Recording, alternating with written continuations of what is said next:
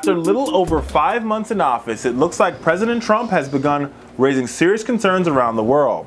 According to a recent study by Pew Research Center, which surveyed 37 nations, only 22% of the world has confidence that Trump will do the right thing when it comes to international affairs. By contrast, former President Barack Obama received 64% support in worldwide confidence. Only 2 nations, Russia and Israel, reported positive views of the Trump administration.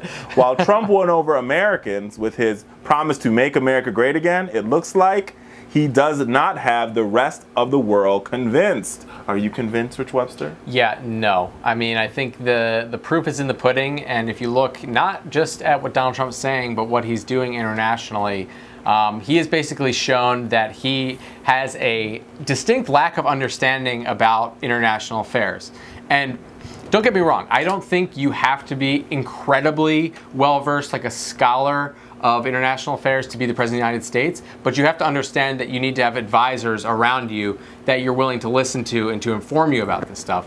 And Donald Trump just says, like, I've got a feeling and it's right about everything. And I think the other part, I mean, I think to a layer to this story is what we found out this week from CNN's reporting is that Secretary of State, what's his name? Rex again? Tillerson. Rex Tillerson has started to clash with the White House because none of the people who he's appointed, the White House has approved. They're like, nope, because they only want like Trumpians, and he's like, I don't want those people because they can't get world affairs done. And so there's literally, because the State Department is empty, there's nobody there. It's empty building. There's like there's no assistant secretaries for Africa, for Asia, for Near East, and he's like, here's the people I want, and Trump's like, nope, nope, nope, nope. So there's a battle brewing at our State Department, and this is why this is really important, right? Because I think not H.R. McMaster, but what's this? It's been a long week, y'all.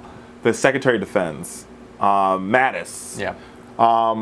His quote before he got in office, he wrote an op-ed and he says, if you cut foreign relations, then you have to basically buy more guns. Which they've already started to do. And now you don't have anybody running the State Department. So there's all of these microcosms. I mean, think about it. We don't have an ambassador to France right now. Yep. We don't have an ambassador to Great Britain right now. We don't have an ambassador to Germany. We don't have an ambassador to Greece. Mind you, these are not hard positions to fill, right? And like, some there of these are plenty of people who can fill these jobs. And some of these ambassadors have withdrawn. Right. Like they've been appointed and they withdrawn. And in the White House press briefing this week, Sarah Huckabee Sanders indicated the reason why they're withdrawn is because the vetting and the obstruction by Democrats. And I say, wait a minute. That gets a Richard Fowler. Doesn't even get a side eye. That gets a whole side face, like a side That's face. not really how that works, baby. Let me explain something to you. The reason why all these people are withdrawing and they don't want to serve this administration in foreign policy is because of this Pew poll. When the confidence in American foreign policy around the world goes from 64% on January 20th, 2017, to 22% on what date is today?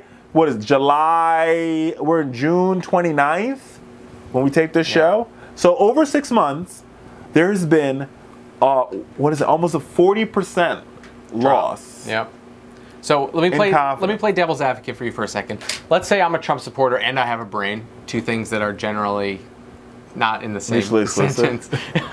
But let's say that's happening. I'm a Trump supporter and I make the argument to you, the reason why across the world people are less confident in America is because now America is taking a stance that is protecting our interests. And as a result, all around the globe, everyone else is saying, oh my God, we're screwed now that America's not gonna help us. What would you say to that? I don't think that's true. I don't think it's true either. I'm just saying you can make that argument. I mean, the argument makes sense. So the argument you're making is that American is becoming more protectionist. We're isolationists. We're only making America great, and we're saying. But here's the thing. That's not true because if you think about what this president has done, he's gave billions of dollars in arms sales to Saudi Arabia. Sure. He bombed Syria, but he won't take in refugees. They're still trying to figure out how to deal with Afghanistan. Yep. And now we are looking at military options in North Korea. That's all. That is not an isolationist country. No, and that's just the underbed, and then you have him berating some of our NATO allies by saying they're not paying their fair share and not codifying the Article 5 of NATO. All of these things together as to why America is unconfident with this fool.